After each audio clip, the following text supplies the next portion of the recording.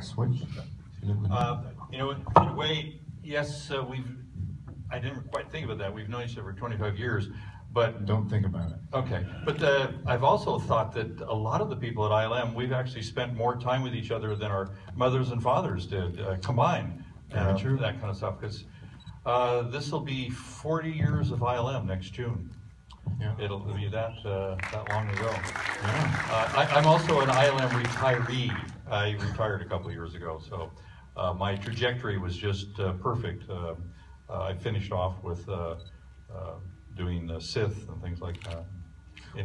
So, I mean, when you think about visual effects today, I mean, the first thing that comes to mind is computer graphics, terminals, workstations, cubicles, you know, all that. But right. Tell me, Empire is kind of a special niche in his historical moment in visual effects, because Industrial Light and Magic, you know, we cherish the fact that it has such San Rafael Bay Area roots here, San Francisco roots now. But actually, between Star Wars and Empire, there was a shift. Oh, yeah. There was a shift in the force, right?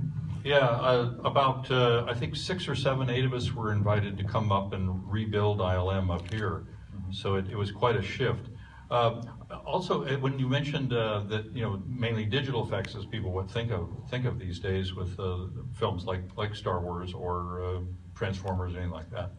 But in reality, the first Star Wars had 7 model makers and approximately 70 to 90 employees. And by the time we did Sith, there was about 102 model makers and I think about 1,200 employees. So our percentage went down, but it didn't mean necessarily there wasn't any model work. There was, you know, 100 and something people working for over a year, right, to make models for Sith. So it had a lot of model work. Now, Lorne put together a fantastic book on model making called Sculpting a Galaxy, right, which came out a few years ago. Yeah, about 5, 6, 7 5, 6 years ago. Yeah. And it's basically, you know, it chronicles all of the miniature work that was put into Star Wars. Right. But beyond that, it's really a book on just the creative artistry. I mean, it could be model making, it could be Star Wars, but basically what you're talking about is all of the dedicated people that went into making these fantastic miniatures. Right. I've actually reread parts of the book recently, and it is a coffee table book, big pictures, you know, big format and everything like that. But in some ways, I reread it and I think, God, it still didn't convey the fun factor that we had. You know, especially the model shop was. Sometimes I felt that I got to be the luckiest person in the world. It's the longest job I've ever had, probably ever will, of course. Started when I was 30 years old and ended when I was like 66 or something like that. And when you talk about the model shop, I mean, your job on Empire, coming up here from Van Nuys, ILM was in Van Nuys, California, coming up here to San Rafael to work on Empire Strikes Back. When you say model shop, there was no model shop to speak of. I mean, that's where you came in, right? You had to build. It was an empty building on Kerner Boulevard. And there was an interesting lesson from that, is that there were like maybe 4 or 5 of us that were here originally, and we asked for a whole bunch of 2x4s, 18-foot 2x4s. And so instead of actually drawing up the way the building was in the different departments, we would lay out the 2x4s, 18-foot 2x4s, to make, well, this room will be this way, and this will be electronics, and that'll be the screening room, and this will be that. And then later on, I guess architects came in and drew it up. But the one department that wasn't actually represented in the group was electronics. And what I noticed was their walls kept getting closer because they weren't there to push their walls out. So the next people would say, you know, if they just took 3 feet off of here, it would make it much more room over here for us. And electronics, when he did show up, he really complained that he had this long, narrow hallway kind of a phone booth work area, a phone booth to work in. Was that the hall? But that was how electronics, that's how the square footage, the footprint that they got was very small compared to the other departments. I actually quickly thumbed through the book before tonight, and one of the things that I found interesting was the transition from Star Wars to Empire. You made a comment about how maybe it was the studio that thought that, well, you did the models for Star Wars, you know, you went over the hump, so it's got to be smooth sailing, and, yeah. you know. That was partly what Gary Kurtz and George Lucas said too, was that, well, since we'd built all the models already, we had X-Wings, TIE Fighters, Y-Wings, White Star Destroyers, that it would be a matter of just running them. And in a way, it's like making a one-off Ferrari. You have to hire the mechanic that knows where all the little parts go. You know, if you manufacture a car, you can have a manual, but essentially there was only one White Star Destroyer. The electrical system, the mechanical system, the air system was all, you know, created one-off. And it wasn't true at all. You know, we did much more work for Empire than we did for Jedi. Yeah. And that was the case each film. Each film involved more model makers, more employees. So going from Star Wars at the very maximum about 80, 90 employees to over 1,200, nearly 2,000 by the time we did Sith. Quite a bit more work was done on those films. Well, let's take a look at some of these pictures behind us. If you could comment on some of these going by. Yeah, I wondered if we could start at number 1, which is it's about 3 before this slide. But anyway, this is live action in Norway. Well, this is the Tauntaun, the beast that Luke was riding, and also Han was riding. And there's actually a long story that I'll try to make simplified. When we first got here, Phil Tippett and I needed to search for calf skin, white calf skin, and preferably raw, untreated, untanned calf skin. And we needed the hairs to be as small as possible. And it's actually even a little grim that we were looking for unborn white calf skin. And I always think that when we went around the Bay Area, the taxidermists and people thought, are these guys devil worshippers or what, that they would want an unborn calf? Well, how big is this model that we're looking at? Phil's hand is over here on the side, so you can see that it's about 12 inches tall, something like that. And inside it has a mechanical structure, an aluminum structure that allows, like its bone system. Yeah. Now, and this is what every time you would see just the head with Luke right behind it, this would be what they had in Norway on the glacier. A little bit harder to see, but it would just be the head, and it would be like, you know, as if galloping, that kind of thing. Now, this is the Wampa. Wampa. Yeah. I forget after all these years sometimes. Anyway, this is looking from ILM, looking north, and now all of that area, everything green there is totally filled with buildings. I think it's a health center and things like that on Kerner. But Phil Tippett, the guy in the blue shirt that did this and did the fur and covered it with white wax, the frozen drool coming out of the thing. And this next picture, when George decided to re-release Empire, he then wanted more Wampa, you know, rather than just a Wampa head. Yeah, like more cowbell. Yeah, like more Wampa. yeah. Okay. So we did a full suit with a guy inside, and the next slide is Howie Weed. That's our good friend Howie Weed. I'm not sure if Howie Weed is here.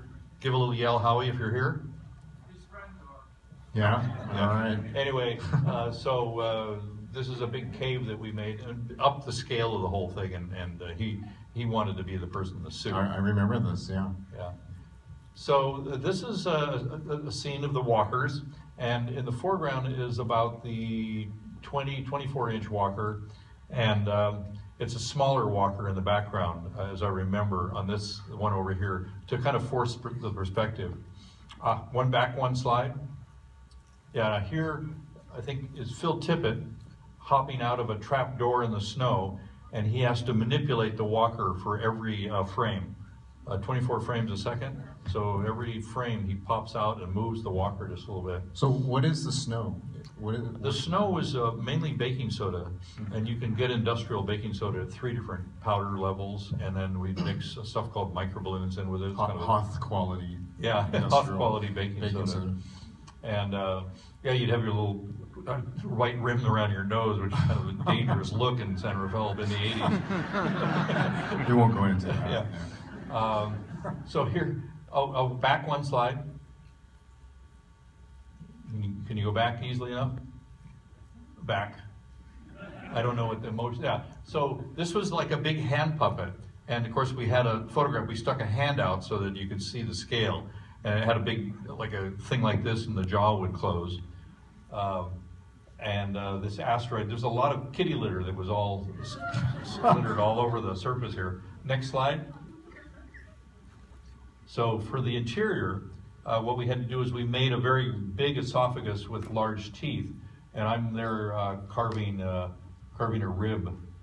Back in the days when I didn't realize it, as I look back and I think, my God, maybe I shouldn't have gone for the Charles Manson look. Too dark a beard. But that was the inside of the esophagus, and the next frame is the Millennium Falcon traveling through those teeth.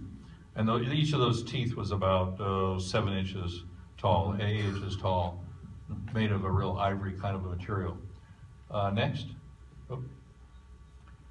Yeah, that's what it looks like coming out of the asteroid, or a crater on an asteroid. Next slide. This is Marianne Evans, one of the cameramen, and cameramen, and the Death Star. It's an interesting story about this, that when we very first got here, it was only men. It was all men that was working. And I one time had a meeting within the model shop and said, what do you want more of? What do you want less of? What displeases you? What are you happy about? You know, all that kind of stuff. And one of the guys jumps up and he says, we need to hire some women here, you know. Even at the Christmas parties, people say, well, I don't have anybody to go with, you know. We'd have like a Christmas party for 25 people. So we started a campaign of looking for women, which one begat another, another. Eventually the CG world is almost, it's not exactly 50-50, but it was close to 50-50 at ILM by the time we finished. By the finished Jedi. Next. Now this is a very large version of the conning tower off the White Star Destroyer, that ship that you see at the very, very beginning of the film. And we had to do it this a detail this size because it's the scene where the junk is rejected out the back of the tower, and the Millennium Falcon hides within the junk, and Boba Fett follows them. So we were going to have a close-up, so we had to do a big detail of the thing. Next slide. Oh, that is the next one. That's with the Millennium Falcon, a 2-foot Millennium Falcon. We originally built a 4-foot Millennium Falcon, then we built a 2-foot Millennium Falcon, then a 6-inch Millennium Falcon, and a 2-inch Millennium Falcon. And I think the first one, correct me if I'm wrong, was it made out of wood? I think you told me it was made out of wood. Wood and aluminum. It had an inner structure of aluminum, plastic, and a thin rim of wood. It was very heavy too. Yeah, it took usually 4 people would lift it. And the 2-foot one was all made out of aluminum. And in a way, if you see back-to-back Star Wars and Empire, you can see that the Empire ship is much more acrobatic. Sure. And it was because it was so much lighter. Sure. Next slide. Yeah, here we are constructing the 2-foot Millennium Falcon when we got up here. We didn't have that until we started doing Empire. All kinds of little pieces mounted. Next. Now here, this is the ball on the top of the White Star Destroyer. And if you look on the top of Mount Tam, especially if you've lived here for a couple of years, there were 2 radomes on the very top of Mount Tam. And I always describe that as being, that's like the Rosetta Stone for telling the size of the Millennium Falcon, because they are about 80 feet in diameter. And if you know from the original White Star Destroyer, the little radomes were only 1/4 inch, so you can use some algebra to figure that out. Well, let me ask you something, because this is a question that it's been bugging me for a long time, because it's got a mythology around it. Boba Fett's ship. Do you guys know what I'm going to ask? There's this story about it being from a street light. The shape of it. Is that true? The artist Neil Rodas, who at various times he's denied that it was from a street lamp, but a very close friend of mine was right with him the day that he went, look at that lamp. And there is one. If you're heading south on the freeway, you've just passed Lucas Valley Road, and you keep looking on the right-hand side, and about maybe within the next half mile or so, you look up and there'll be one lighting fixture over the freeway that'll look like Boba Fett's ship. The other more modern ones are a little square and smaller, but it has that disc and that kind of like the gooseneck that sticks out. And I personally have taken a long lens and taken a photograph of one of those to prove it. But, all right, so you heard it here. Yeah, I always wondered why someone couldn't go to one of those yards and say, "Could I cut that off and have that lighting fixture?" Yeah, so here it is. When you have an explosion, it's much better to have a very large model. And so we built a very large size of it, even bigger than the one you saw previously, so that we could blow up that thing. I think it was partly made out of plexiglass and then a very brittle wax that we came up with, a formula of carnauba wax. Next. Actually, I think we're almost out of time. We're almost finished. But we covered sheepskin, Charles Manson. Yeah. Right? Yeah. Funny stuff on your nose. Yeah. So I think we did pretty good. Zap through the rest of them really quickly, maybe. Big white Star Destroyers, a couple of sizes. The smallest Millennium Falcon, yeah. Next. And thousands of fiber optics inside. This is this is from Jedi. I've screwed up on this, but I was told just to rent those little trees, and the fire wouldn't be that big. And it blew up, and every single one of the trees that I was supposed to return for a refund got burned up. Come on. Well, on that note. Yeah. So we could actually go on for long yes, time. Yes, we can. Yes. Well, listen, I want to thank Mr. Lorne Peterson for coming out tonight. Big round of applause for Lorne. Thank you. And thank you all for coming tonight.